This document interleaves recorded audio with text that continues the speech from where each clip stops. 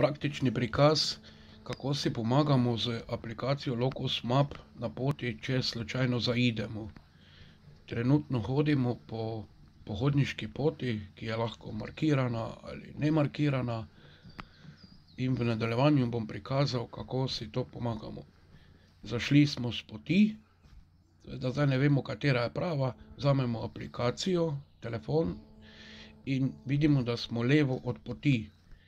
Začnemo se pomikati proti naši črti, ki je vrisana pot.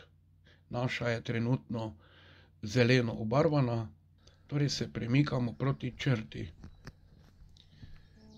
dokler je ne dosežemo oziroma tudi zagledamo poti.